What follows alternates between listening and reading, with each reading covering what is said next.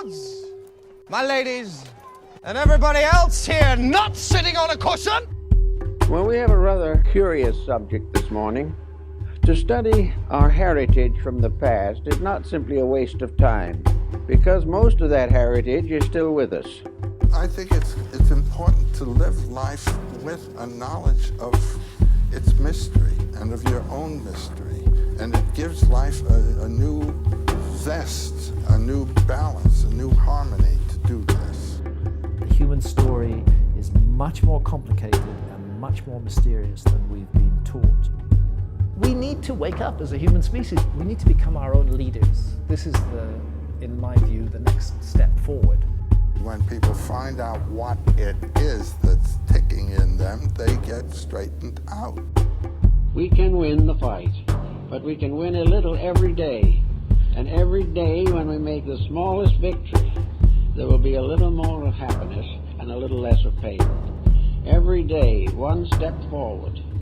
Even a small decision will strengthen us for another one tomorrow. And gradually these right decisions will bring us enlightenment and companionship in the spiritual adventure of existence. Just there's a lot of elements to it, and it almost stresses me out. Really? You know, it's just like and then the piano just jamming along. It all sounds great. It's harmonious. It's a good song, but like I can't see myself like, yeah, it's a hype song because it does kind of get you going. But like I'm sitting, that's what I listen to like, at the gym. Yeah, okay. See that in that setting, it's fine. Like, or if I'm here, just driving around, generally fucking mad at the world. Yeah, you know what I mean. It raises the energy levels. You know, like definitely. It's the opposite of Trevor. We used to put Good Rain on right before we do these, and that is not good rain. You know what I mean? That one kind of. I can close my eyes and do this. Now, I could see myself in situations. It being useful, but music is medicine. Yeah, you know? So in that sense, I'd have to find a use for that. There's a lot of noise. I don't listen to a lot with that much going on. Yeah, you're an Avett Brothers guy. Yeah, just bare bones. Just Lumineers, Avett Brothers. Yeah. Give me an acoustic guitar, piano, and a good voice, and that's where I like to. That's my playground. God, I get it. I so get it. Welcome to Wayfinder, everybody. It's Adam and JC. Hello. Good to see you. We just turned on Natalie Rise. If you guys haven't listened to Natalie Rise, you should go check her out. Unless, like JC, it's easy for you to get hyperstimulated. Well, but like her Sugar Sack sessions, the acoustic versions that I've heard of her music is absolutely magical. Like it's a stripped down. You know, I don't even know if I've listened to much of her Sugar Shack sessions. She's only got a couple songs on there that I know of, but those are the ones that I'll go to that are in my algorithm of my YouTube playlist. You know. Well, yeah, she has that song "One People." It's a beautiful song. Mm-hmm. You know, it's really chill and acoustic and stuff like that. She's got a wonderful voice, and that's just that's my playground where I hang out with music. It's simple. There's not much to it, but she's powerful, man. Mm-hmm. She's powerful. Lyrically amazing too. You know, we were beating our heads against the wall 2 days ago, coming up with a second verse for a song, and you know, the way that we write. And where the lyrics come from, it's important to us. We're not just putting down things that rhyme. And I'm watching the lyrics of that song, you know, fly across the bottom, trying to keep up with her as she's saying them because the cadence is so quick. But to read them, I'm like, oh, wow. Yeah. Oh, wow. Yeah. You know, she's really got a message in there and an important one and so articulately put. And then to rhyme in verse with it, you know, it's just she's masterful. crazy talented. Yeah, it is a masterful thing. Yeah, Natalie Rise is cool as shit. Man. Okay. Well, I wanted to talk today. We got the election going on, and we had the coronavirus going on. Yeah, everybody's scared. Everybody's fucking worried. I'm so scared right now. Yeah, I know. I'm so worried. I was at the dentist this morning. It was a lot scarier than the coronavirus to me. Mm-hmm. You know. Mm-hmm. They didn't have to put any needles in my mouth or anything. They just had to, like, pull off a crown in the back. I got a root canal. A year ago or 6 months ago or whatever. That is not fun or enjoyable or you don't look forward to it in any way, shape, or form. No, it could have been a lot worse. But, you know, they weren't able to fix the crown, so I've got to like go back in 2 weeks because the one that they had 3D printed for me or whatever they do didn't fit. So I got to go back in like 3 weeks, do this all over again. So I'm looking forward to that. So I want to thank your lovely wife for hooking me up at the dental place. Mm-hmm. Appreciate that. Yeah. She's back at work now. she is back at work now. How's the baby It's her doing? first week back. Baby's great. He's a happy baby, and so I can only, take full credit for that. Yeah. You That's know, all you. It's definitely me. No, he's happy, healthy, growing baby, and parent life is parent life. It's beautiful and stressful and Saturated with body fluids. Yeah. Been shit on, pissed on, puked on repeatedly. Well, it's just going to go into my memoirs as well. Before I even had this baby, I had for a long time said that one day I'm going to write a book, and the name of the book was going to be Bodily Fluids. Yes. Because I worked in childcare for we for talked 10 about years. this, before you had your baby. I forgot about that. Yeah. I have a million stories of working in childcare with kids of all ages, and the stories, they're ridiculous. And What was they're the also one? wildly accurate? What was the one with the fucking movie theater? Oh no, What was that?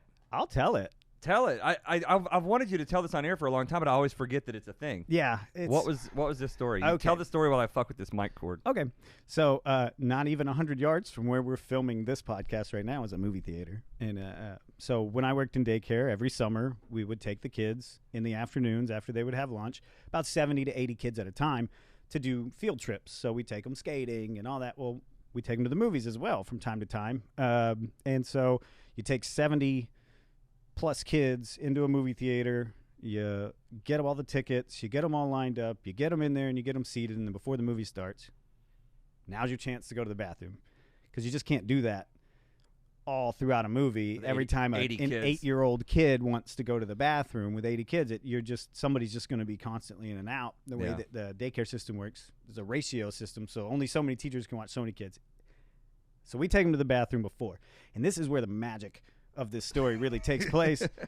I'm the only male on the field trip, so I have to take all the boys, I think it was like 12 or 14, into a movie theater urinal. And if you've ever been into a movie theater urinal, they're the only sacrilegious bathroom, because they don't put dividers between, it's just like 20, What's up with that? 20 urinals. No, not even the little 6-inch, just little space. So obviously there's always a problem. They all line up, to go pee and Start sword fighting. yeah, it's a bunch of kids. So the way that I do it, I've always done it, is I turn my back to them and look in the mirror at the reflection, just indirectly, Make sure they're kind not of fucking everything up. yeah, or peeing on each other. Like, kids are crazy. Like, Yeah, somebody yeah. will just pee on another one. And in this process, one of the kids starts screaming my name, Mr. JC, Mr. JC, Mr. JC. And I'm like, guys, stop looking at each other and just go to the bathroom. Yeah. Eyes forward. And he goes, no. It popped. He starts to scream. So now I have to turn around, and there is a young man, and he couldn't have been some 10 years old, and he is squirting blood out of his private area, right out of the urethra. There's blood at his heart palpitations. Boom, boom, boom, boom. It's going. And he's screaming, it popped. Fuck. Now I have 13 other kids, and this kid who I'm convinced is going to die. Like, by the way, I think I'm 19 years old. So Highly qualified child care professional. not exactly equipped for this situation. So first thing, CPR training, all it comes, I'm like, we need to apply pressure to this wound. Right. And so I grab a bunch of paper towels and I wad them up into a ball, and I reach out to hand him the, hey, you got to put this on there, buddy. And he just kind of like leans out. Sticks it out at you. I'm like, no. No. He's a kid. He's used to, he's got a cut on his finger. He sticks his hand out at mom, and she handles it. Put the wad in his hand. I'm like, put pressure on it. And so he's holding that. I'm like, everybody back into the movie theater now. And I'm getting on the phone, and I call the daycare, and I'm like, something happened. So I'm telling them what's going on, and they're like, oh, you got to get him to the hospital right now. Well, we took a school bus. Yeah. Like a big yellow school bus. Yeah. Everybody in one vehicle. Yeah. So now I've got to somehow get him out into a school bus and leave everybody behind and hope that I'll be back in time with the school bus to pick up all the kids before the movie. And so there's just a lot of moving parts here, and I still don't know what's going on with his privates. So the next step of this is I have to now, I'm 19, I don't look like a parent. I'm like 5'4", 90 pounds. Okay. And I'm dressed like an idiot 19-year-old in 2005. You know? Fucking checkerboard Vans on. And now I have an 8-year-old Hispanic boy who looks nothing like me. Yeah. We don't look related. Oh, We yeah. don't look like we belong. Oh, yeah. As a pair walking out of a movie theater bathroom with privates. a bloody cloth Around his privates. crying for his mom as I'm just like patting him on the back like, it's okay, buddy, like we just got to get out of You here. can go load him into your van. We got to get out of here. So as we're walking past like the ticket queue where they take your tickets when you walk into the movie theater or whatever, Sir? the girl goes, is there, and I was like, I explained the situation. I'm like, I'm with the daycare. We just came in, brought all those kids. He's had a horrible accident, and I've got to get him to the hospital. And she goes, oh, my God, okay. That makes a lot of sense. And I was like, yeah. And she yells across the room. She goes, they're with the daycare. They're with the daycare. And the lady's on the phone with the police, like the manager of the movie theater. Oh. And so she's like, God. hold on. And she comes running over with her cordless phone with the Garland Police Department. Yeah. And she's like, what's your name? And I'm like, I'm with the daycare. And so she's like, what happened? And I'm like, I'm not sure, but he needs to go to the hospital, like, right now. And she's like, okay, I need to verify who you are. So we go grab another teacher. And she's like, we're with the daycare. She has no idea what's happening. Jesus. So she's caught off guard. And I get into the school bus. And he's in the back, and I'm like, it's okay, man, it's okay. And I'm driving this school bus out of the parking lot. No CDL. Never driven this thing before. No idea what I'm doing. And it's a huge bus. And I'm headed back to the daycare, or to the hospital, and they call me. Daycare calls me, so I answer, and I said, oh, what's going on? And they said, bring him to the daycare. Mom's here. She's going to take him to the hospital. I'm like, okay, cool. And so head over to the daycare, drop him off with Mom. Mom's wildly calm. Yeah. And they leave. They go to the hospital, and then I'm like, "What? What did Mom say?" The fuck? Well, he had not been circumcised when he was born, Yeah. and Mom changed her mind, and he's in like the second grade, Right. third grade, Great. and so you can do it that late, obviously, but Yeah, there's a yeah. lot of maintenance and upkeep. And so what happened was there's an ointment that he was supposed to put on, and so where they had cut, the skin had grown over the end. Fuck. And so when he hadn't peed all day and Mom didn't give him his ointment, and so that was the first time, and it's like 1:00 in the afternoon, so he goes to pee and he tears. And so it was just a simple tear cut in a very sensitive place, but dude, it was bleeding so crazy, and you've never experienced tear until some little kid turns around, and it's just this most horrifying situation. My Mom's like, no, it's fine. We'll get it taken care of. He was back at daycare by the time we got back from the field trip, and everything was okay. Wonderful. But in that moment, the world had come to an end, and he was going to die, and he was going to, like, I didn't know what was going. You're not prepared for that situation. I don't care who you are. No. You're never gonna ever be No, prepared. fuck. No, there's no preparing for that. That one's It's up there. A big one, but I have it's 10 years. So Yeah. that happened. Something crazy like that happened like several times a month. Yeah, yeah. You know what I yeah, mean? when you got 100 and whatever kids. Yeah. You're taking all these kids For from all 10 different years. walks of life with all different ideas, and they're all becoming their own little individuals, and their bodies are all like working, and we don't know what they're. So we just get them for an extended period of Yeah. time. And so yeah, I could literally fill a book up with the shenanigans that goes on of taking care of. The daycare would run like 300 plus, kids of all ages from 8 weeks to 6th grade. Yeah, no wonder you got out of that shit and went into the military. Yeah.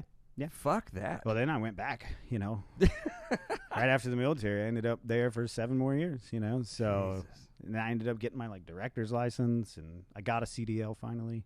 Yeah. So good for you. So next time a little kid's dick explodes, you can drive them like you're legal. Yeah. now. Yeah. It's you can find. In all fairness, you don't look like any more qualified than you did at 19. It's your long ass hair and beard. Fair enough. Yeah. No, and I didn't then when I was in that role. Yeah. So that was fun. Yeah. But no, that was one of the worst things, and I can reference that in the middle of a chaotic situation. Like, you got this, JC. Been through worse. I love that story. I love your stories. You do have a lot of good stories. When we first started this podcast like 2 years ago, I was like, man, I really want JC's fucking story time to be like a thing. Yeah, we did talk about that. And we haven't really done that. No. And that's fine. I'm not going to squeeze you for it, but like every once in a while, I'm gonna pull some of that shit out because I keep forgetting. But like you have endless fucking Oh, stories. I'm just walking anecdotes, Yeah. like a life experience. Oh, I love it, man. I needed a laugh. You woke up you were telling me earlier, somebody really been out of shape because you made a post on Instagram and I stole the post and reposted it on my story too about the all of the years we've had all these I different, think it's like 15 years. like 15 years of existential threats getting dropped in our lap, like going back beyond Y2K. I think they start at Y2K, so 19 years. Started at Y2K is going to kill us all. Yeah, as it's the first 21 years now. Yeah. Y2K is going to get us. We survived by the skin of our teeth. I mean, that was rough. Yeah. And then we had SARS. We had all these other things. Right. And Ebola, E. coli, all these different outbreaks. all this stuff, right? And to use like SARS as an example, because one of our friends, Kevin, who we work with, he's Taiwanese. He's got family over there in China and Taiwan, and born and raised there, right? Super traditional Taiwanese family and Chinese family and stuff like that. And they're all over there.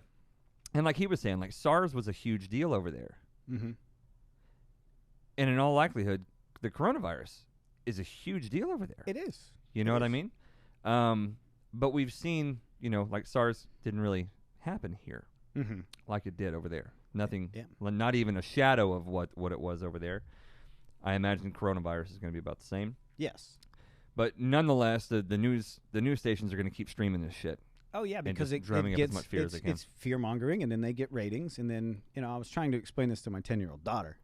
It's like they're talking about it, and they're getting everybody concerned, so they can make money. And she goes, "Well, how do they make money?" I said, "The more people that are watching Fox News all day, are the more advertisements that get across those eyeballs, and that's where they get paid." She goes, "So the commercials pay the TV shows?" And I'm like, "Yeah, it's all about the TV show gets the ratings, and then they want their commercials on that show." And she's going, "Really?" And like the dynamics of the psychology. And she's 10, she's not fully getting it. But we're in it right now with this coronavirus of straight just fear mongering for ratings, for attention. It's all to induce terror. So you need to know what's going on. Yeah. You need to be reading the articles. You need to be watching the news stories. You need to be plugged in, so it doesn't happen to you. Yeah. And we've talked about this too. Like the crazy thing is that cortisol is our stress hormone. And whenever you're stressed, like let's say you're just like existentially stressed because you're afraid that the fucking coronavirus is going to hit you, like cortisol kills your immune system. Your body is trying to it's in this fight or flight mode, and it's just trying to manage and make sure that everything's okay full time. Like that's what it's doing. It's just looking out. It's being alert. It's feeding your adrenaline. It's doing all kinds of other shit when your cortisol, when your stress is up, and it kills your immune system. And so it's like you're more likely to get sick from the fucking stress or to die by a snake bite than you are to die from coronavirus. Right. Right. It's a wacky thing, but you made that post on Instagram, and you woke up to somebody who was just totally irate. Yep. I have a follower on this page, and I had just reposted on a post, and we talked about all that, and it's on my story. It's been on my story, and I got a couple people that would send me, you can like an emoji respond. Yeah. You don't have to write any Somebody words. sent you a middle finger. Somebody just send me like Son mad of a bitch. faces or the scratching their chin, like, what are you talking about? Yeah. So I get that, but then at 6:30 I got the coronavirus is in the United States and it's real, in all caps with exclamation marks. All right, I'll bite. I'm just sitting here with my kid waiting to leave for work. Feeding the baby. Right. I was like, did you read the post? Of course, but you can't say it's not real. My daughter had it a year ago. Okay, did you read the post? Because it doesn't say anything about it being real or not real or not real. I said, I totally get it. It's a thing. It's a totally scary thing. The post is saying, don't buy into this whole, like, it's going to kill all of us. Yeah. Like, I'm not super worried about it. And she goes, no, I get that, but it's real and you can't deny it. And I'm like, what in the world is going on? And this is one of these a perfect example of these people because I run into them all the time. You can't avoid it. Everybody's reposting on social media. It's all over the news. It's on the radio. Everybody's talking about it. And so you've got all these people that are just wound up tight that they're going to get the coronavirus. Everybody's going to get the coronavirus. I mean, yeah, I'm not as worried about the virus as I am the people who are worried about the virus. mm-hmm. I'm worried about the people who are worried about the virus. Yes. You know what I mean? Because I do remember back to the Y2K stuff, you know, and it's like there was no water in the stores, there was no food in the stores, and people were really tripping the fuck out.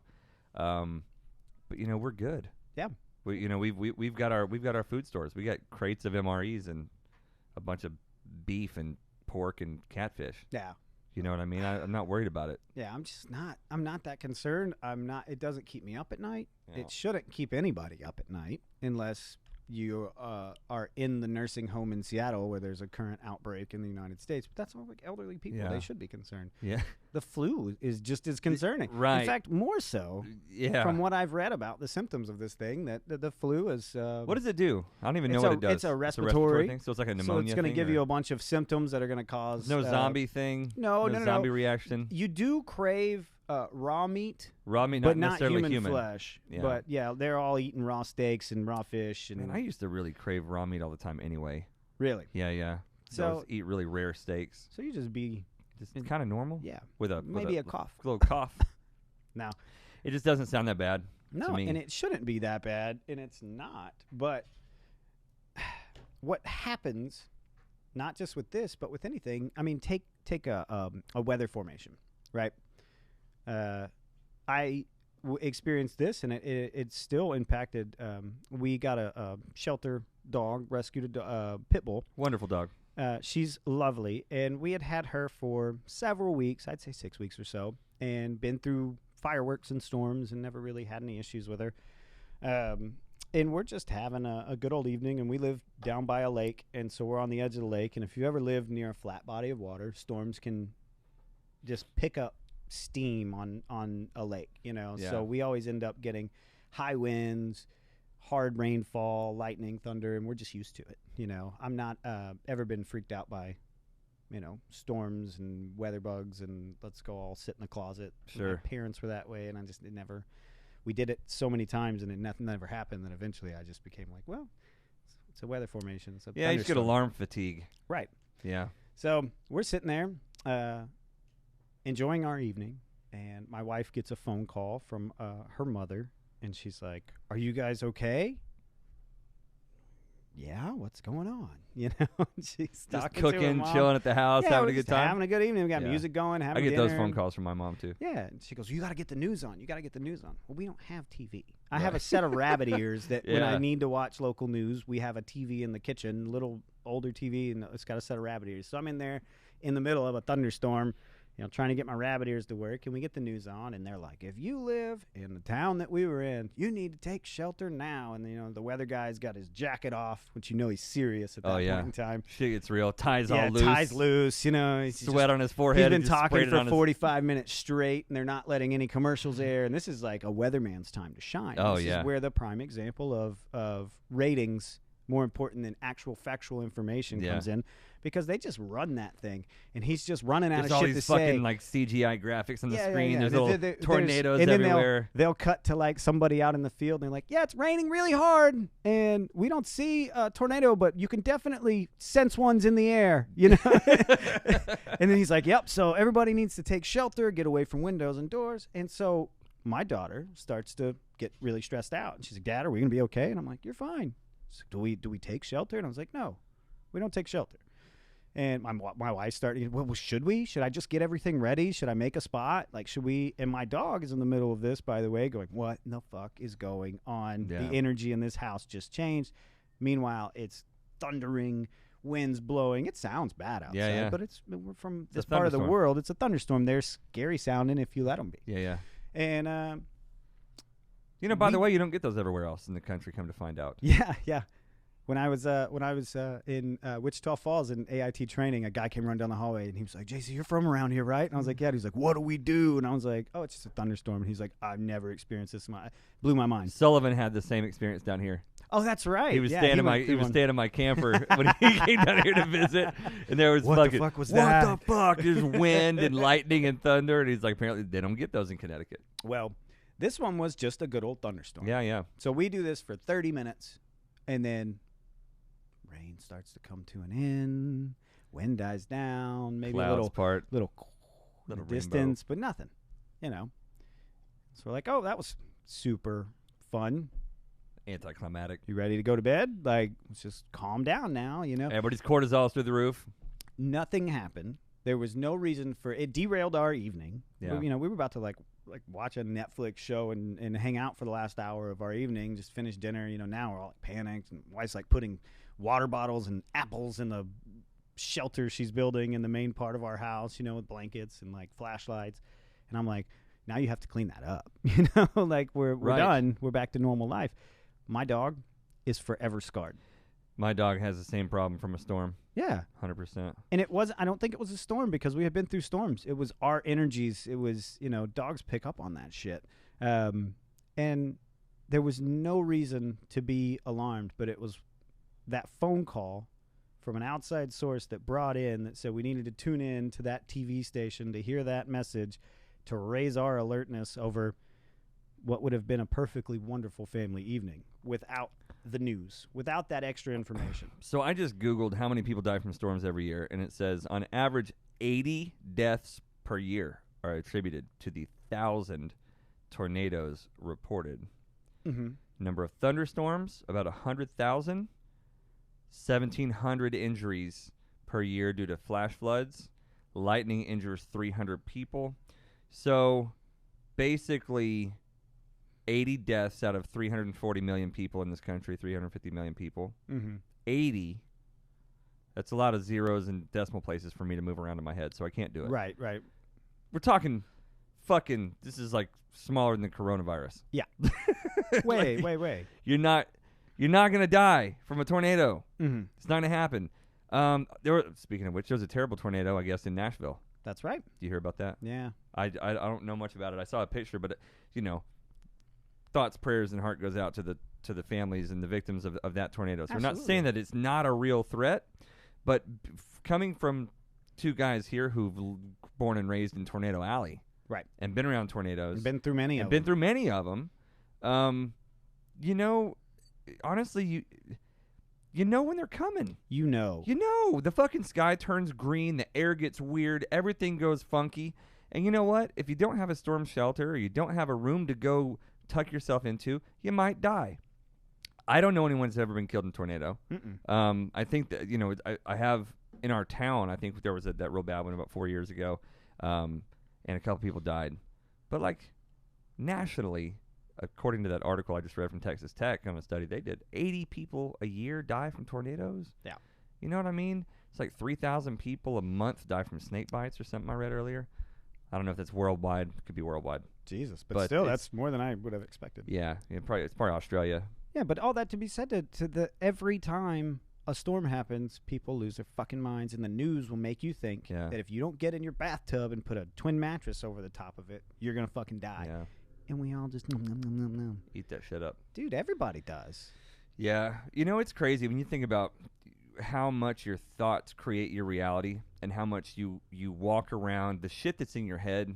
We talk about this a lot, but like whatever's going on in your head and whatever you're exposing yourself to from the news, from your friends and family and everything else, that stuff really, it's infectious. Mhm. And it gets inside your brain and you walk around in this state of fear and you're just like, man, I wonder if there's a coronavirus person over there, you know, Mhm. or I wonder if I'm going to die from a tornado in this thunderstorm or whatever. It's just crazy, you know, and it really governs the way that people think and act and The live way their you lives. think and act. Yeah, that's the big thing. And then those decisions based off of a fear-based thought process Yeah. will lead you to make bad decisions Yeah. that will ultimately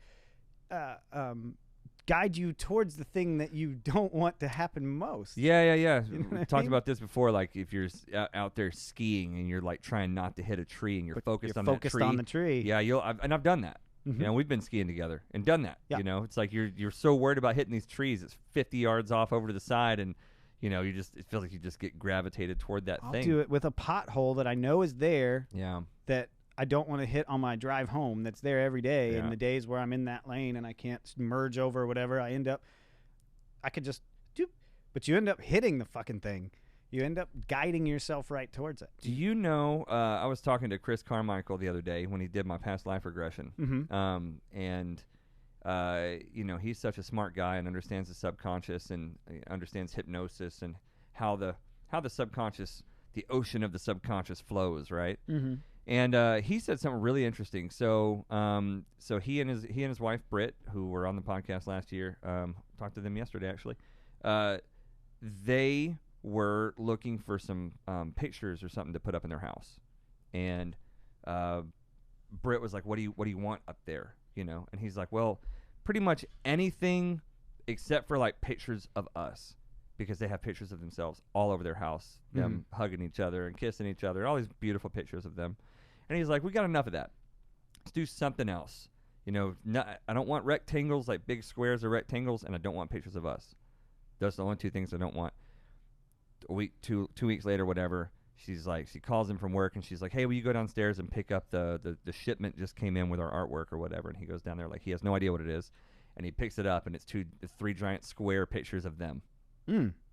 Nice. And she didn't recall the conversation going exactly that way, but what he explained to me was, he said, the subconscious, whenever we say things, the subconscious hears those things, and she didn't really record and store the information of don't get those things. She gravitated to those things because he made a big deal about those things. Yeah. And the subconscious didn't hear yes or no, do or don't do. It just gravitated toward the big words that he used, the big bold words, right? I don't want, well, we didn't hear that at all. It was just square pictures of us.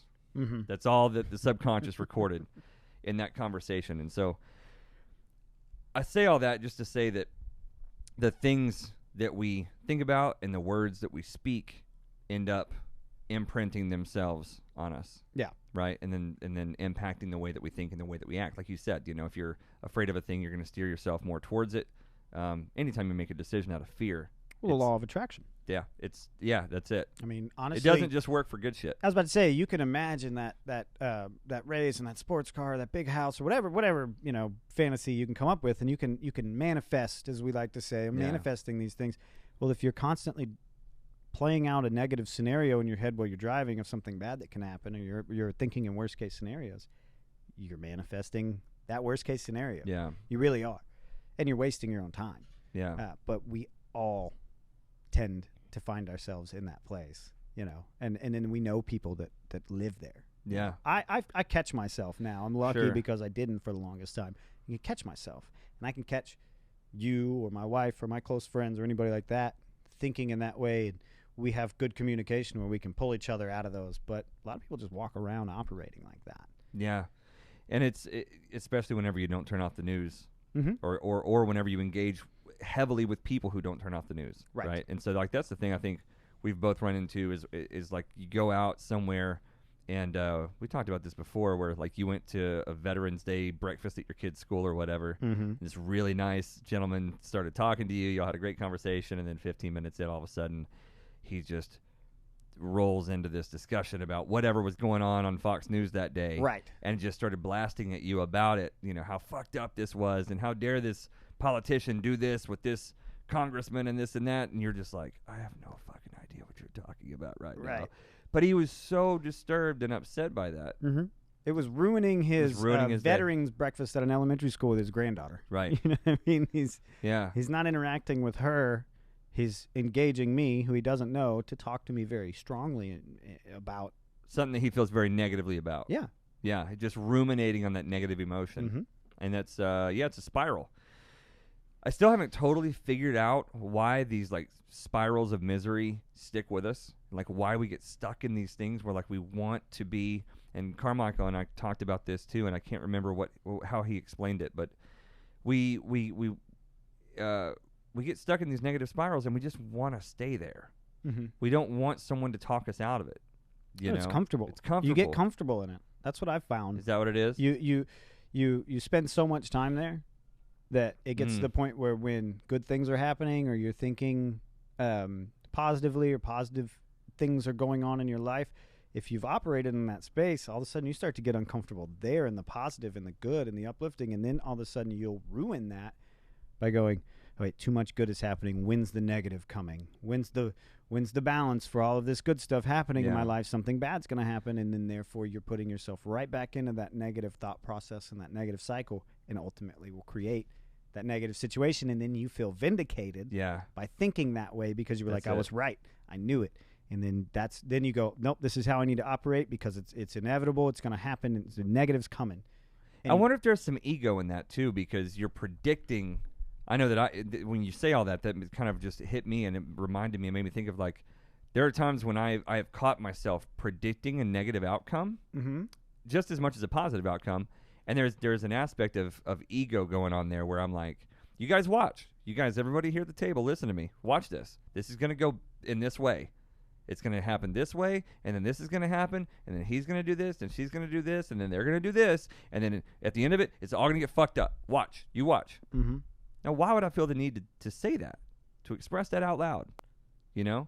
There's my ego wants everyone at the table to hear me predict it like the fucking weatherman. Right. You know? And then at the end, I told you so, which is a pure ego place. Oh, it is. You know what I mean? And we'll do that. Hopefully you do that with the positives sometimes, you know, but we'll certainly do it with the negatives. I know I do. I have. The positive I told you so's are so much better. Oh, yeah. But they're so much fewer and far between. Well, maybe we do it less. Yeah. Maybe we predict positive outcomes less.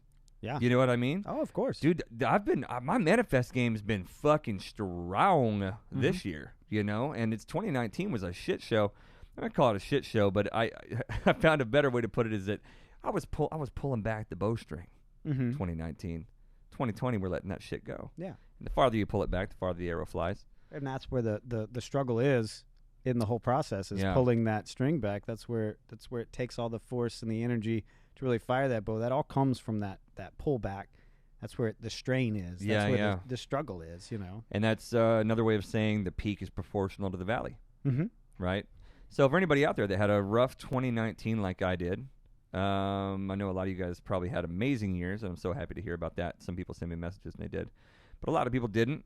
I would really be looking for synchronicities. This is a special year for anybody who's into numerology and stuff like that. There's some really neat days this year. I mean, not only is it 2020, but we had February 2nd, 2020 was a very special day numerologically, because that kind of day, I saw a bunch of numerology pages talking about this.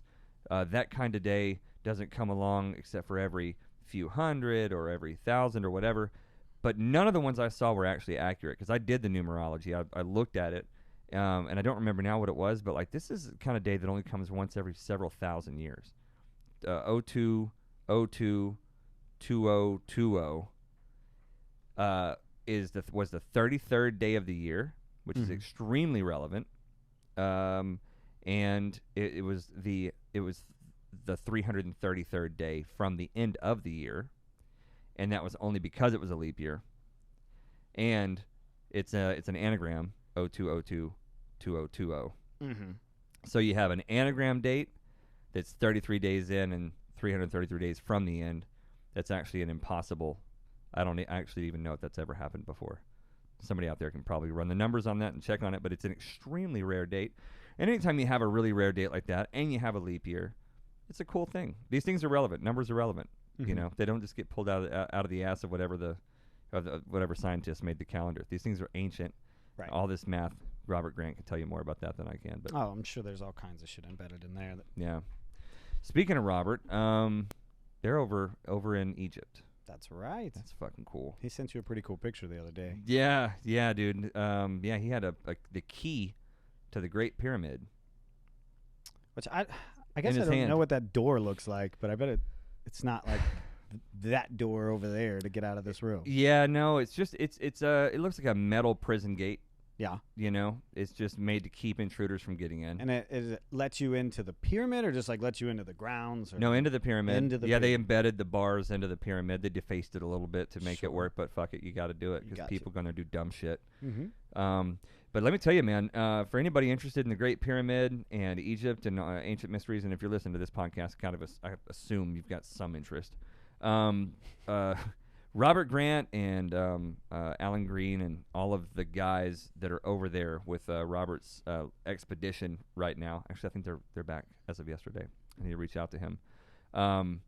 But they have made some discoveries in there that are fucking mind blowing. They've been finding sacred geometry in the pattern. I mean in the inside the pyramid.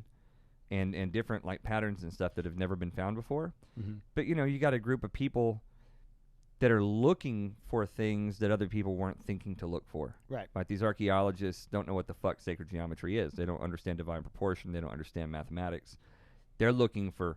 They will go walk in the pyramid and they're like, there's no pottery here. Nothing to see. Right. Yep. No tools. Nothing to see. But these guys are going in there looking for patterns and stuff like that, and they can use computer software to take a picture of the side of the King's Chamber sarcophagus, and they're like, damn, there's a flower of life on the side of the King's Chamber sarcophagus. God knows how many thousands of years old it is, so it's kind of worn down. You can't see it all that well, but you can hook it up to software and you can actually see it's 100% certain. It's crazy. There's flower of life, there's alpha and omega, there's a bunch of other shit that Robert and his guys are finding. And, I talked to him what was it, a week before he went out, 2 weeks before he went out there? I think so, yeah. He hit me up asking if I wanted to go, and I couldn't go. But they have so many discoveries going on right now, Robert and his team, about the nature of gravity and electromagnetism and how all that ties into the Great Pyramid and how that ties into Shakespeare and Da Vinci and all that kind of stuff. It's fucking cool, man.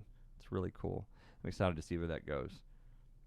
Hook up with him next month in LA and see. You're going to get a download of it soon. Yeah. I can't wait for that. We'll be out in LA early veggies. April. Yeah, no Be shit, ready. man.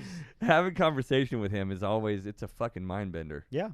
That first one, you guys went and met up before we shot those podcasts, and I just remember you going to dinner and then coming back and just kind of, we're all hanging out, and you come into the hotel room and you're just like, you sit down, kind of got a 1,000-yard stare. You're engaging us, but you're not really. And you were like, I just need a minute. Yeah, my brain felt like fucking banana pudding. Yeah. Then I got 2 days a dose of it after that. But I mean, it was exhausting to hear all of the revelations, and then just to be around somebody who's rattling off the things that he was articulately doing.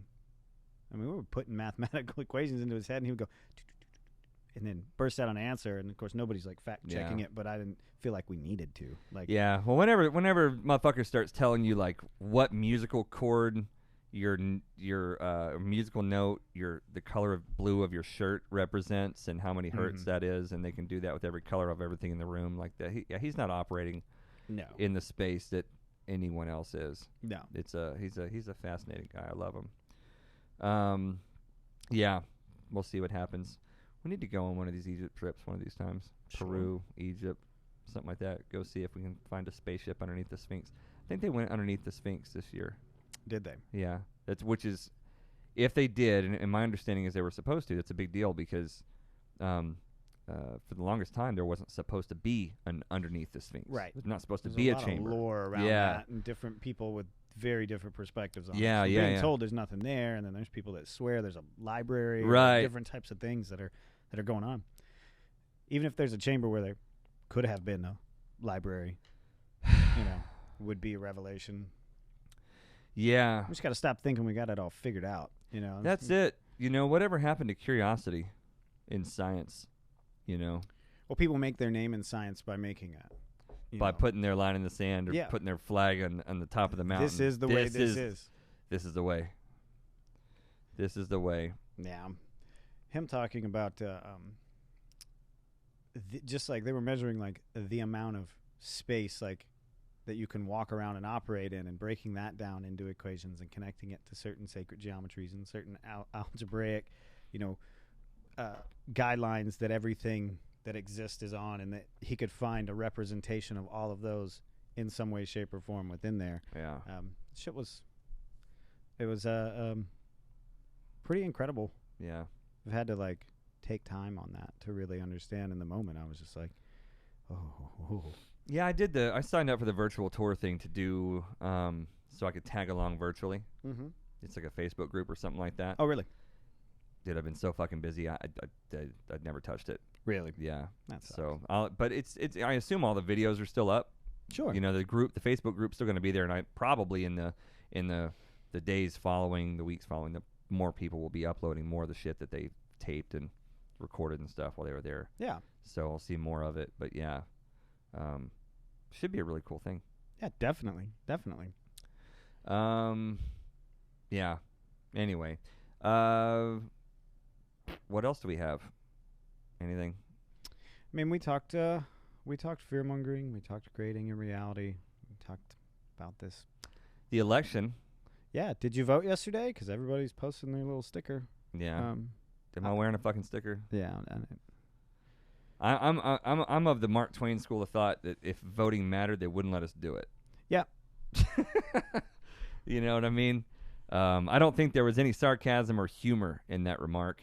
Mm-mm. You know, my grandma was like, yeah, well, Mark Twain said a lot of funny things. That was my response to my grandma. Did you go vote? I'm like, no.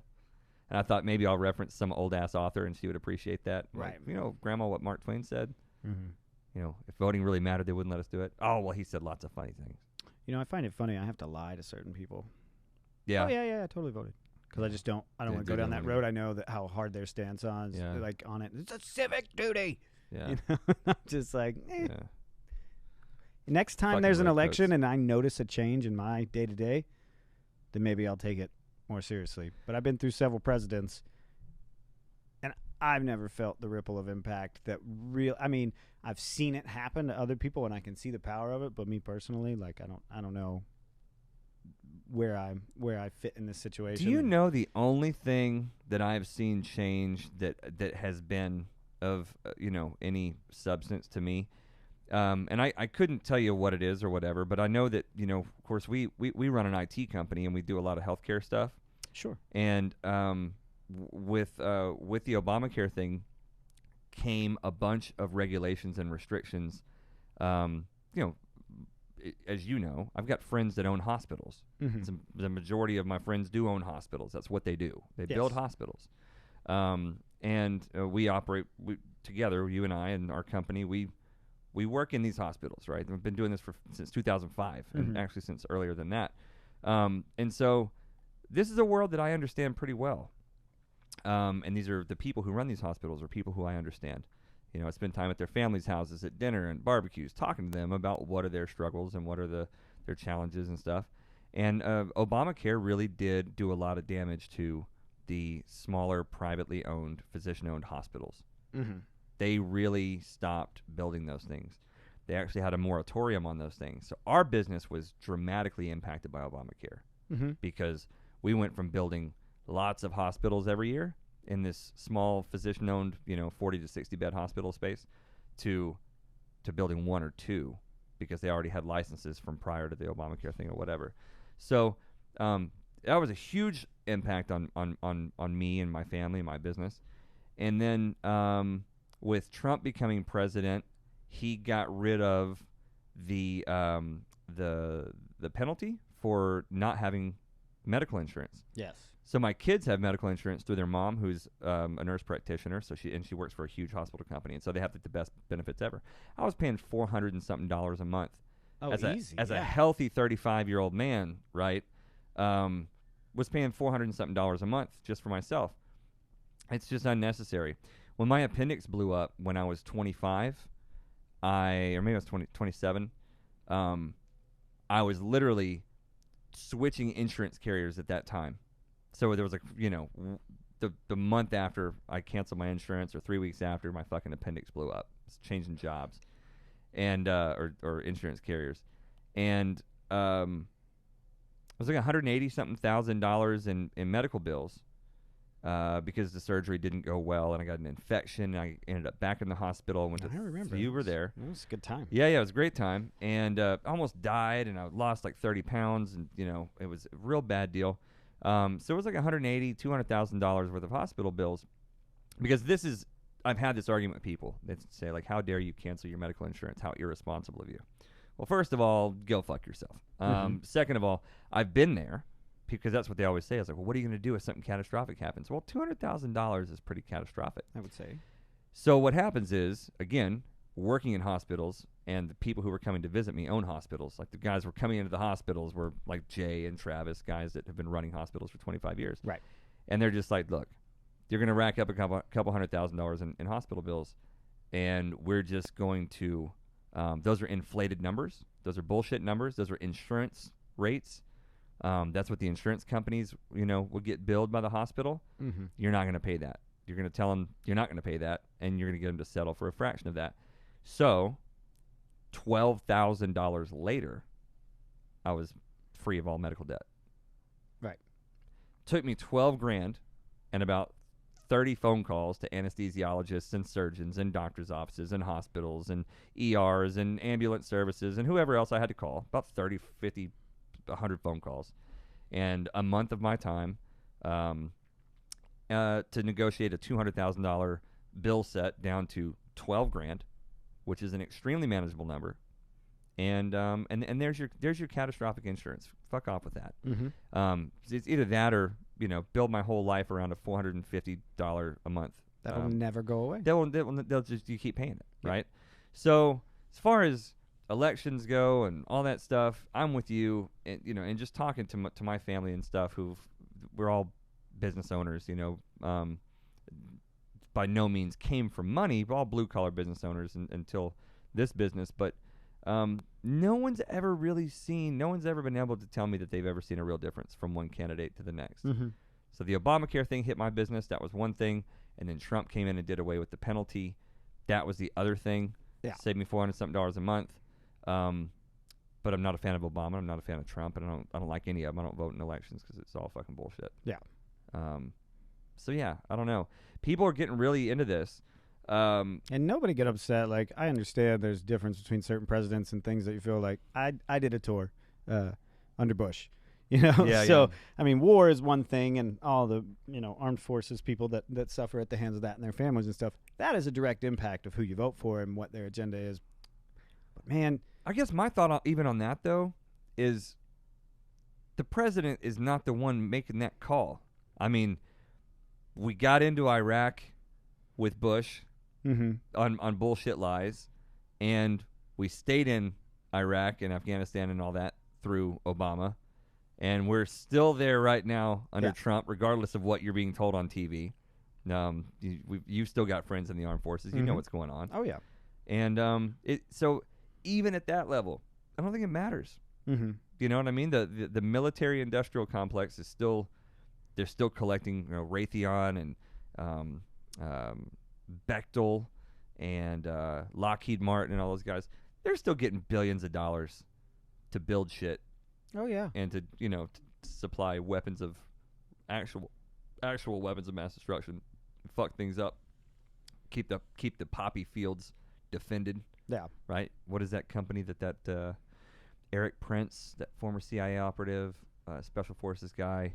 It used to be called Blackwater, and then they changed it. Oh yeah. But they're a bunch of fucking mercs, It's a bunch of special forces and former Rangers and Navy SEALs, and they get out and they get paid $500,000, $600,000, $700,000 a year to go throw on a full kit and go protect VIPs and stuff over there and diplomats and go run black ops where they're not answerable to anybody, right? And get paid fucking 100 times as much as your average soldier. Mm-hmm.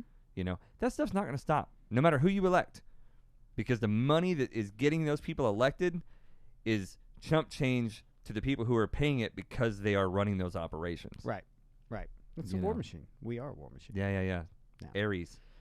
To do a callback for talking about fear-mongering and people that watch the news getting all freaked out and stuff, when I was overseas, I would, get to call home, time zones and stuff, and I would talk to my father. Once a week I'd try to talk to him. If I didn't, he'd start to freak out. And when I was in South Korea, he was the worst about it. I would call him, and he'd be like, "Are you okay?"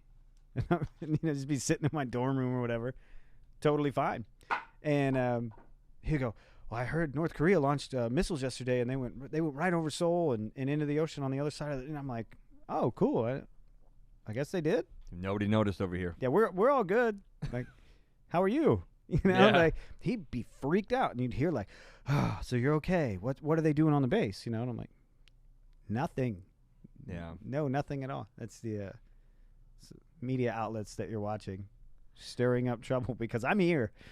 Yeah. Everything seems to be good. It's a beautiful day. It really is a thing. Like it's selective reporting. Mm-hmm. It's selective reporting, and it's like we've got 350 whatever million people in this country, and like how many people do amazing things for their fellow man every day. Right. How much of that shit makes it on the news? Yeah. The news is just not news. They squeeze one feel-good story into like every hour block of news, right? Of serial killers and all this shit. Yeah. It's a crazy thing, We were talking the other day. Something I think is really fascinating is like people. We talk about being afraid, right? And like at its core, there's a fear of death that sort of that most people live with, and it's that fear of death that ultimately is what is preyed upon by the media and by politicians and by companies and advertising, selling pharmaceuticals and selling insurance and selling all of these things. It's a fear of death, and I was wondering what like you think about the idea that like some, and I don't know how much you don't have to know a whole lot about this or how much you've ever heard about this, but like different cultures and stuff, Native American cultures, tribal cultures, Aboriginal cultures, the ancient Egyptians, the Hindus, even the ancient Greeks, and just endless hundreds or thousands of cultures who have done things differently than us. As part of their culture, their religious beliefs, their spiritual systems, just their existence, their reality that they lived, they weren't afraid of death. Because their spiritual beliefs were predicated on the idea that the soul goes on, life goes on. Death is just a doorway. You step through it and you pop out the other end. Right. In many of these cultures, your lack of fear of death defined kind of who you were. You know what I mean? Like that was part of you were. Yeah. You in some of them you were sort of an anomaly if you were afraid of death. Right. You know what I mean? It was almost like a mental illness. Mm-hmm. Like what's wrong with you? Like what are you not getting about our way of life here? It's death. There's nothing you can do about it. Why are you walking around worried about it? I was thinking about that, and I think that there's a really interesting conversation to be had here because we're such a spiritually confused people, spiritually lost, spiritually bankrupt, spiritually vacuous. You know what I mean? Mm-hmm.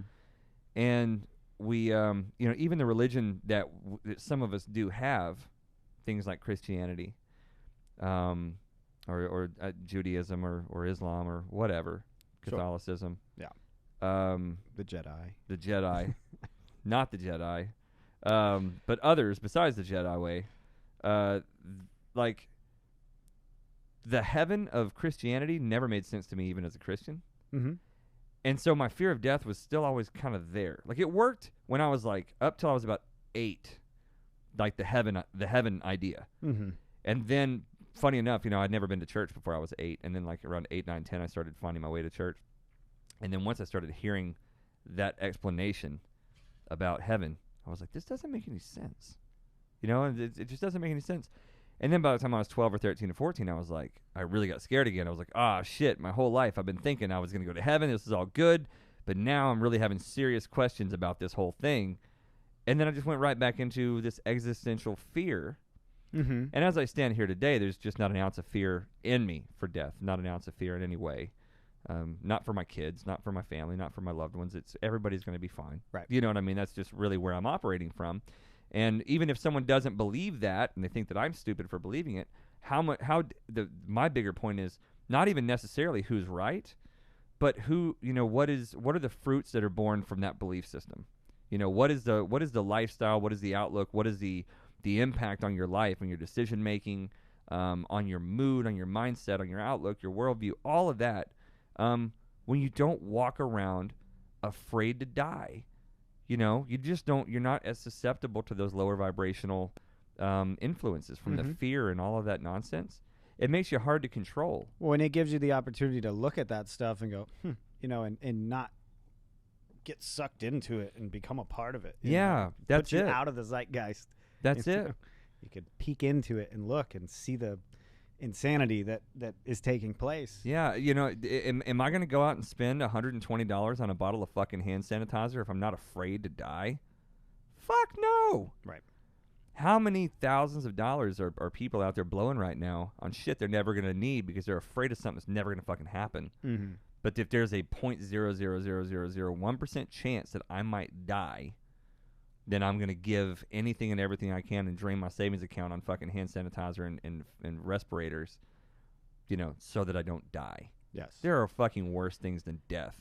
Mm-hmm. And living in a state of fear, I'm convinced, at least for me, is infinitely worse than dying biologically. Mm-hmm. Well, once you're dead, you're on to the next phase, or it's over. Mm-hmm. Either way, you're the one that's dead. You're the one that has to deal with it. It's my choice to have my view on it and walk around my life not giving a shit about it. Yeah. Because at the end of the day, I'm the one who has to fucking die, right? You got to die. I'm not dying for you. You're not dying for me, you know? So too many people choose to fucking identify by these things, these factors, this fear of death. You know what I mean? It becomes part of who they are. Well, it's easy. It's easier to, well, let's say it the other way. It's really hard to control a person who's not afraid to die. I learned that from watching Vikings. You know what I mean? Yeah. It's really hard to control a person who's not afraid to die. You can't get them to dance to your beat. Mm-hmm. You can't get them to march to your beat. You can't get them to sing your fucking song. Because if they're not afraid to die, what are you going to do? You know what I mean? What are you going to threaten them with? Mm-hmm. Ultimately, that's, you know, death and torture is as bad as it gets. And I think that is maybe one of the sort of newer revelations to me about religion. And anytime I say religion, I'm usually talking about the main organized monotheistic ones, right? Mm-hmm. The big three Abrahamic ones. But what they've done is they have really got a monopoly on. They've become the boatmen. You know, they've become the ones who can carry you or curry you to the promised land. Yeah. You know what I mean? Very true. And so if you want to get from here to the promised land, you know, if you want to get in our boat, you've got to do these things. You've got to follow these dogmas. You've got to believe the way we believe. You have to hate the people that we tell you to hate.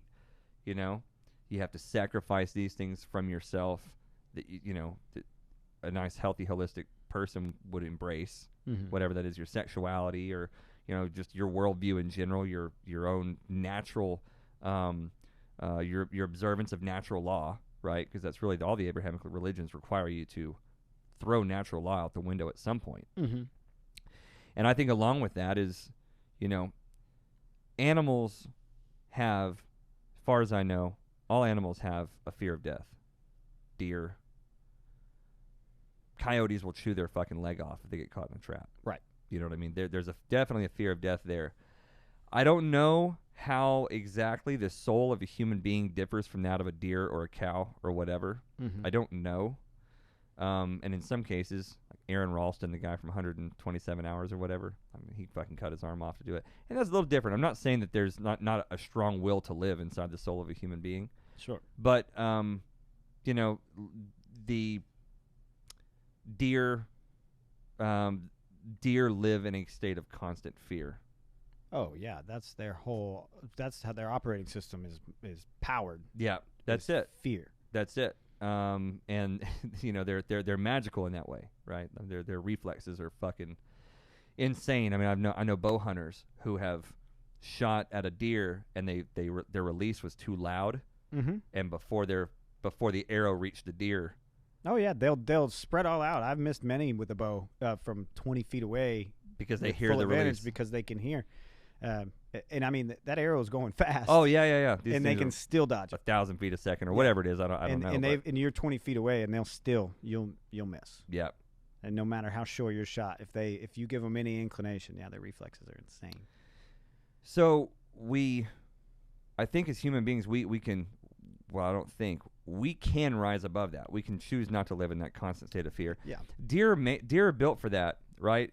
Fish have gills. They can breathe water. We can't, right? Deer can live in a state of constant stress or whatever that fucking state is. I don't know enough about deer brains, but they can live there, and that's okay. A deer can live its full natural life constantly being afraid of being eaten. People can't fucking do that. No. You can't do it.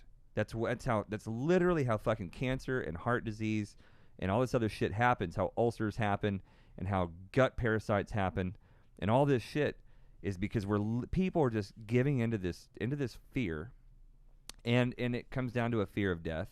And I'm saying all of this because I'm realizing more and more that this platform, the whole Wayfinder thing, has got to be, to me, it's got to be largely about helping people understand the fucking importance of having a sensible spiritual backbone in your life.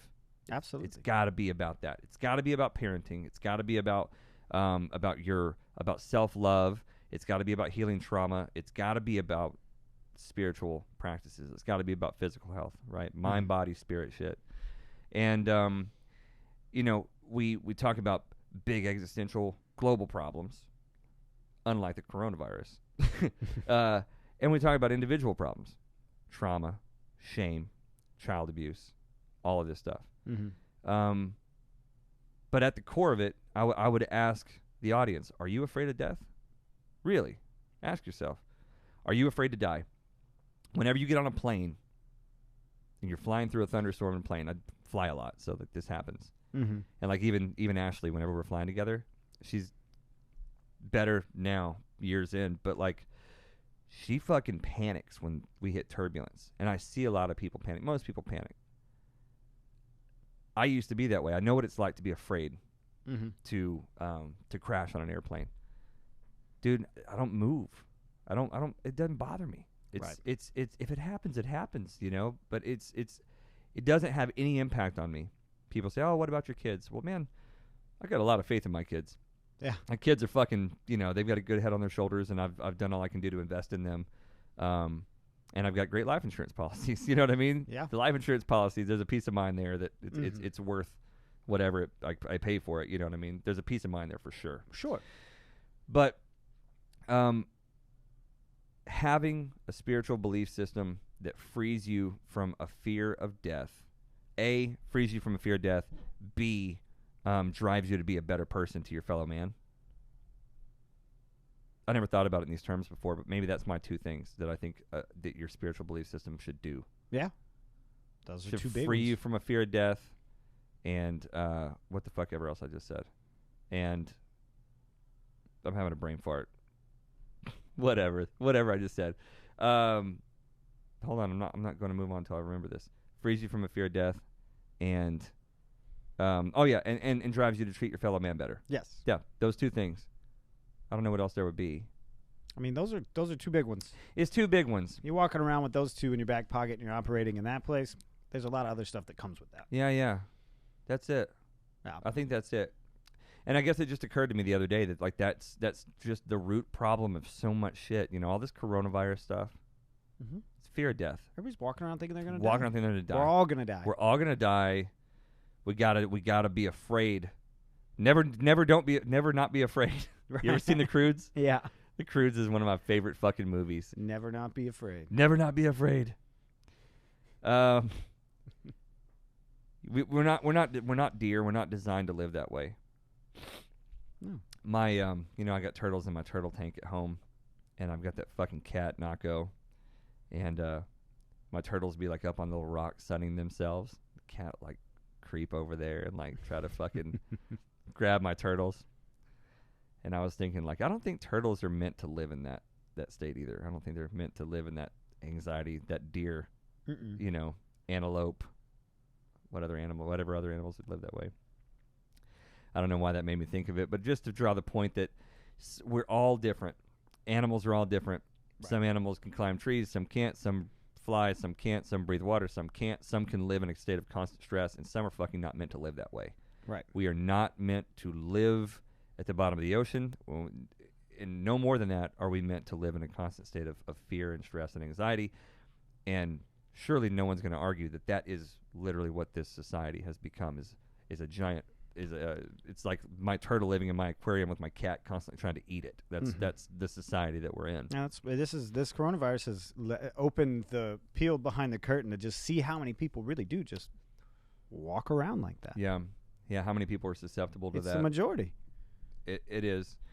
I don't know anyone who owns a TV and uses it who's not operating at least to some extent in that place. Right. And it's just not good. So, if to anybody out there listening, I mean, if you don't have a spiritual belief system, we have recently made a new friend, and we were talking to her about, her beliefs, and she said that she was bordering on atheism, but she didn't put it that way. She just said, I begin to wonder if God exists because, and then she gave the becauses, and it was because of all of the biblical bullshit and all of the things she was told about the Christian God and how it was stupid and didn't make sense, and it didn't seem like the kind of God that there would be. And she really liked the idea that there was other ways of looking at God and other ways of looking at religion besides just the Abrahamic ones and just the ones that you hear about or the ones that we were taught about here in Texas growing up, right? There's lots of different ways of doing it. But I think at the end of the day, if your religion absolves you of a fear of death and it drives you to treat better your fellow man, that's a fucking good religion. And yes. And really will change the way that you do everything, It's kind of really will. Yeah, it's like self-sacrifice, you know what I mean? It's like are you going to jump into a roaring river to save someone if you're horrified of death? Mm-hmm. If you're just absolutely horrified of death, are you going to jump into a raging river to try to save someone? No, self-sacrifice. It's not something in your. It doesn't jive. You're your most important asset when you operate that way. You're not thinking about other people in that sense, especially that's a fight or flight moment. Right. You operating from fear, you're always. It's always flight. Yeah. Always flight. I definitely understand that fear. There's been times in my life when I understood that fear, or when I lived in that place, where there's an ancient Sanskrit word, moksha or moksha. I'm not sure. I need to go ask someone who knows Sanskrit, but it's M-O-K-S-H-A, and essentially it means liberation. It's essentially what it means. It's a really beautiful word, but like most other languages, it's more of a nuanced meaning. You know what I mean? Yes. So it's kind of cool, like all the Greek words for love and everything. But it's sort of like liberation from fear and limitation. Sure. That's what moksha means. I like it. Isn't it awesome? That's cool.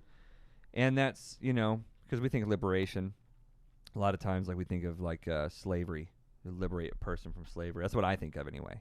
I don't know. What do you think of when you hear liberation? Liberation, that's to be freed from some sort of type bondage. Of bounds. Yeah. So moksha is more of a psycho-spiritual word. It's to be released or to be liberated from things that hold you back spiritually, psychically. Liberation in the sense of like compared to like an awakening where you're kind of you're stepping out and releasing the things that no longer serve you, Mm-hmm. And dragging you down. And so to I guess that would be it, to find a religion that brings moksha, that brings you true liberation from your psycho-spiritual boundaries. Mm-hmm. It's an important thing to do. And, I think most people need that. And it does liberate you from the fear and from having to, reside in that place. Change your life. Yeah. It'll change your life. I think that's all I had on that. It was beautiful. I think it was worth talking about. Definitely. It goes hand in hand with where we started. This whole thing is about understanding your fears, where they start from. Did you create them? Were they forced upon you? How do you make space in your life to deal with your fear? Are you operating constantly in a state of fear? Are you aware of how scared you Well, are? so look at that. That's a good point. I mean, are you operating constantly in a state of fear, right? So thoughts that fire together, wire together. We talk about this a lot, like the trail in the woods. You can go follow the paths that all the critters make, and they're usually going to head to the water. And once enough coyotes and enough black bear and enough raccoons and armadillos and everything else have crept along this trail down to the river, there becomes a trail there. And then and all the neural pathways in your brain are exactly like that. Exactly like that. The more you think in certain ways, the more those neurons fire across the synapses, and they spread out through your brain, and it just blows open trails in your brain, and that's just where you stay. And it's like water flowing in a stream. It's just the easiest. It's the path of least resistance for your neurons. Right. And that's how you operate. So if you feel like you're living in fear, you feel like you're operating from that lower vibrational fight or flight, root chakra, reptile brain thing, and that's where you're operating. The first thing you can do, turn off the news. Second of all, start focusing on thoughts of gratitude, for the things that you have. And if you have ears to hear this podcast, you have shit to be grateful for, and that's overcoming fear with gratitude, a la Robert Grant TED Talk, right? Yes. But very much something that you can do. Spend time being grateful. And when you meditate on being grateful on a regular basis, for me, gratitude and faith, particularly for this year, gratitude and faith became sort of my mantras. Never been a faithful person in my life. As a devout Christian, I was not a faithful Christian. Gotcha. I wanted, in my 16-year-old brain or 18-year-old brain, I had logic and rationality to back up why I was a Christian. As funny as that may seem now. But that's why I was always looking for smarter and smarter PhD pastors and stuff. Because as my brain developed, the logic fell apart. And so I needed someone who was better at bullshitting me. Yeah. A professional. Yeah, I needed a doctor of doctor of theological bullshit. Yeah. And man, I found him. I sought him out. And but fuck, where was I going with that? Who knows? But God damn it. I'm going to edit this out. Yeah. There was a point there. Hold on. My brain's not working. I don't know why. I know why mine's not working. Why is it not working? I thought the edible had already come on before we started. And about halfway through, I was like... There it is. There it is. I'm on top of it now, but there was like 15 minutes where... Hold on. Got to adjust. Fuck. Hold on. Everything's spinning. Anyway, I mean, you get the point. Yeah. You get the point. Meditate on gratitude. Oh, faith. That's where I was going. I've never been a faithful person. Faith wasn't something I understood. Right. But this year, faith and gratitude have come really easy. Part of that is that I have taken a lot of steps in my personal life with my diet, my nutrition, my recreational activities, everything, my fitness, my exercise, all that stuff to raise my vibration, right? And to try to, just put good thoughts and good everything into my body the vast majority of the time. Mm-hmm. And it's fucking amazing, man. I feel like it's so much easier to stay on top of my vibes and stay on top of my gratitude, my positive thinking, positive outlook, all that stuff. It's because it works, man. It works. And if you get those spirals going, it's just like the negative spirals. I mean, the fear spirals. But it's the opposite. You're just going to stay in that place. And so I would suggest to people to really look into the concept of gratitude. What does it mean to you? Do some reading on it, and we can talk more on that. But there's lots of resources out there for gratitude, and then faith. And to me, the conversation on faith, God, we could go forever, and I'm not gonna. But like understanding that there's a plan, like the God's plan of Christian church I grew up with never made sense. Mm-hmm. But understanding that there's like divine order to everything. There's divine order. I can to get everything. behind that. You know what I can mean? get behind that because I was curious where you were going with faith exactly, because I'm in the boat with you, being raised Christian. I was like, I don't know about that. Yeah. That Jesus take the wheel. I don't know about all of that, but Yeah. the divinity and the absolutes that I know exist out there, Right. and the way that the universe is constructed and put together, those things I can have faith in. Well, I really believe, I believe because I've seen the last few years on this journey that our thoughts really do create our reality. 4 years ago, probably even 3, maybe even 2 years ago, I thought that was horse shit, Mm-hmm. But I've thought it was horse shit less and less and less over the last 4 years, to the point where here I am saying it on my podcast. Mm-hmm. Your thoughts create your reality.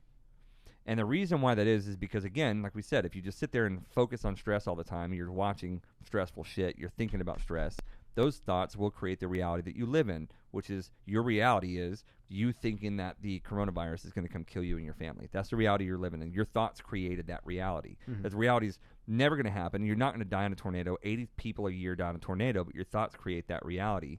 If you're sitting there watching the fucking news channel, for 4 hours, waiting for the tornado to hit, as I've done with my family countless times.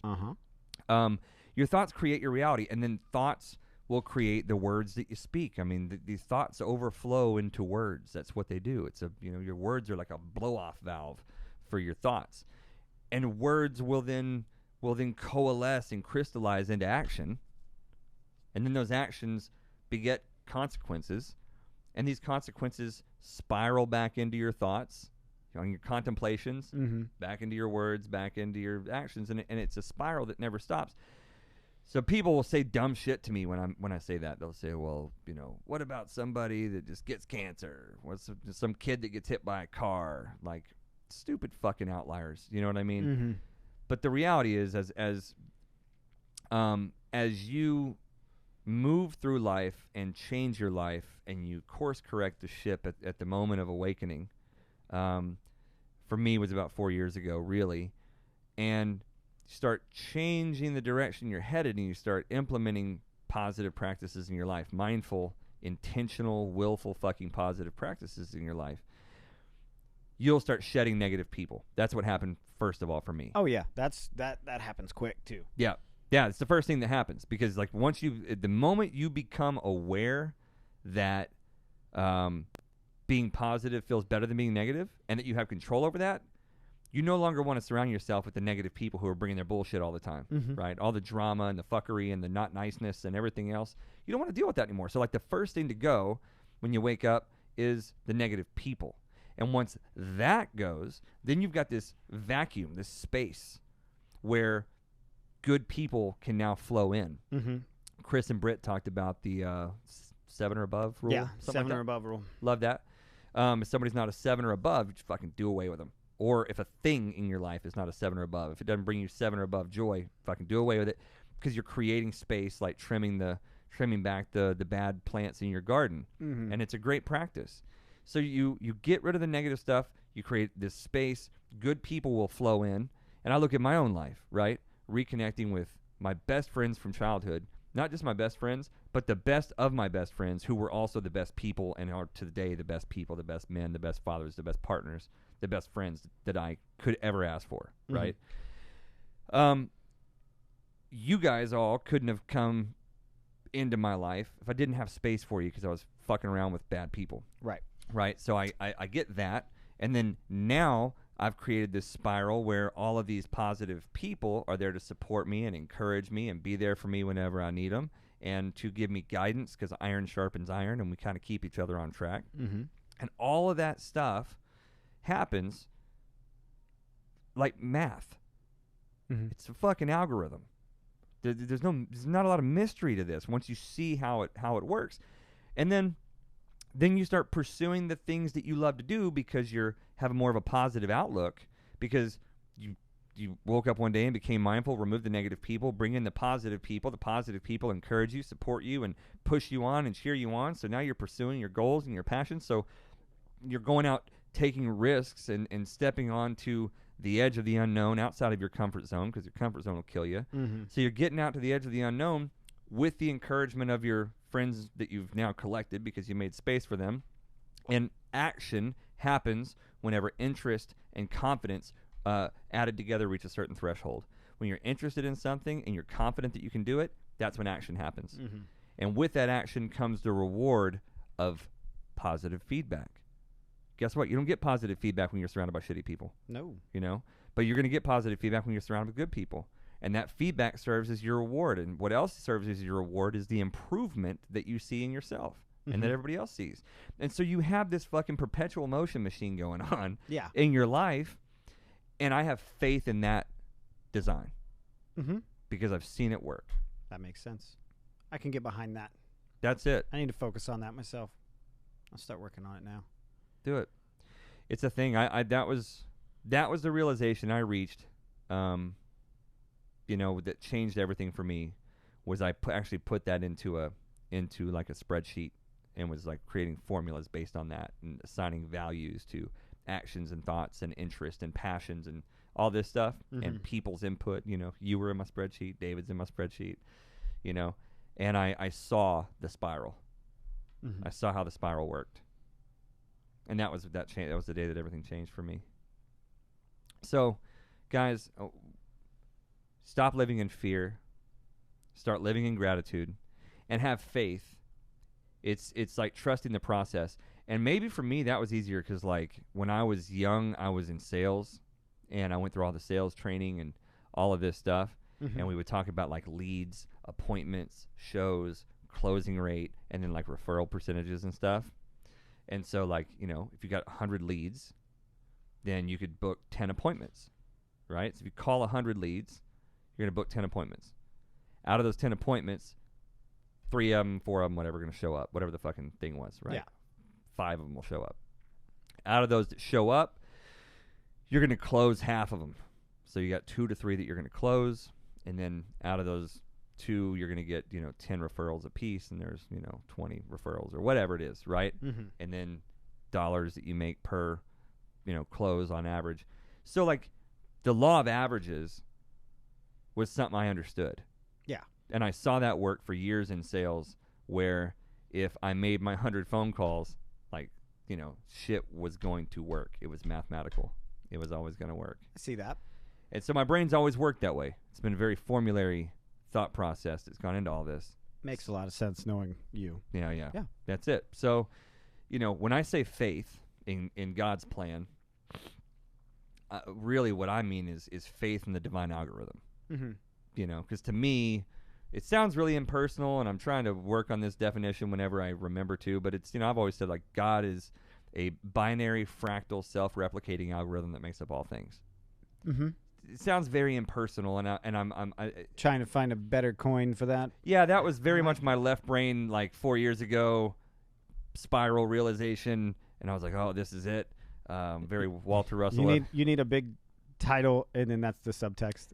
Yeah, exactly. But I do try to have a much more personal relationship with the All Father than that. But that's kind of what it is. And so I've got faith in that spiral. I got faith in that plan, or that divine order of things. I got faith in the algorithm, the divine algorithm. You know what I mean? So this year, I have it's just little things, man. Like, I don't believe that I've survived. Like, I've had a couple of really bad car crashes, and really bad things that that happened when I was younger that could have killed me and maybe should have killed me. I don't think that that destiny pulled me through all that shit to die from coronavirus. Right. You know what I mean? Or stepping off a curb and getting hit by a car. But now, if I'm sitting there texting on my phone like a dumb shit walking through the parking lot, am I probably inviting a car to come hit me? I'm moving myself into that risk zone. You know what I mean? So I think that's another key thing is like have faith in the plan, but you've got to maintain mindfulness and mindful practices in your life, or you yourself are pushing yourself into that space. Certainly. You know what I mean? People run a red light and they hit you. Well, yeah, it was them, and yeah, it may seem like like a freak thing, and yeah, it doesn't seem like your thoughts created that reality. But were you really paying attention? Would you maybe have seen them? Mm-hmm. You were telling me you ran that red light that one day, and your mind was just off somewhere. Yeah. Family in the car and everything. Yeah. Bleeding red, and you just fucking Just through went it. through. I mean, and they had a slipped panic through the attack. cars. Like, I mean. Yeah, like just shoo, shoo, shoo, Yeah, shoo, it was right between them. Yep. You know what I mean? Yeah. Terrifying. Your thoughts created that reality. Mm-hmm. Definitely. Yeah. So I think I'm cool with leaving it there, and I'm glad that we kind of carried on. That's it, man. Is don't live in fear. Be grateful for what you have, and I don't just mean like back of your mind. Be grateful. I mean like fucking sit down on your knees, pray to whatever you want to pray to, whoever you want to pray to, and if you're looking for religious guidance, let me know, because that's something that we do talk about and work on, and I'm considering putting together a religious sort of framework of my beliefs. People always ask me what I believe, because I got so much weird shit. And you've just cultivated this, so yeah. So if you really want some guidance, we get enough feedback on that, shoot me a message on the comments or on Instagram or something like that, and we'll work on that. But really meditate on being grateful for what you have, and for me, the other completing complementary piece of that is have faith in the process. Mm-hmm. Trust the law of averages if you're in sales. Yes. Have faith in the divine algorithm. The change your life formula. It works. It really does. It really does work. It does work. So that's it. You Saint got yeah. Saint it. Other than that, we've got. We'll go ahead and wrap this up. But we've got the online store about to launch. Mm-hmm. We probably should have said this at the beginning. Got some shirts in. Yeah, we got some shirts in. We've been testing out the different shirts, different cuts, different fits. We're going to start with a couple of ladies cuts, like a t-shirt and like a flowy tank. They're really cute, and then a crop top hoodie, really cute girl shit.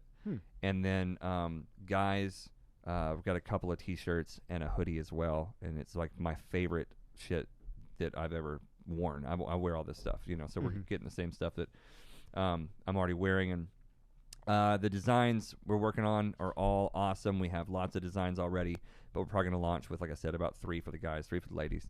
And we'll have jewelry and all kinds of shit. That's wokeshop.com. Funny name, serious sandwich.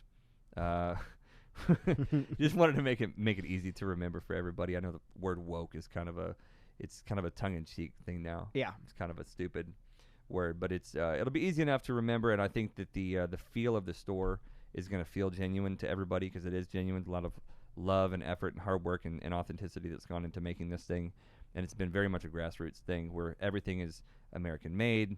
Everything is that we can get, particularly with, of course, clothing. It's hard to get artisans making the clothing, Making so we're the actual getting shirts, that. yes. Yeah. But these designs are coming from us, me, JC, our friends. These are designs and concepts that we're coming up with, and we're getting great feedback on that stuff already. The jewelry and everything that's coming out as we roll this out, this is all done by small artisans and craftsmen and stuff like that. So it's all coming from good people that are doing what they're passionate about. So be on the lookout for that. There's no reason in the world why we will not be launched by April 1st. Mm-hmm. Yeah. Right?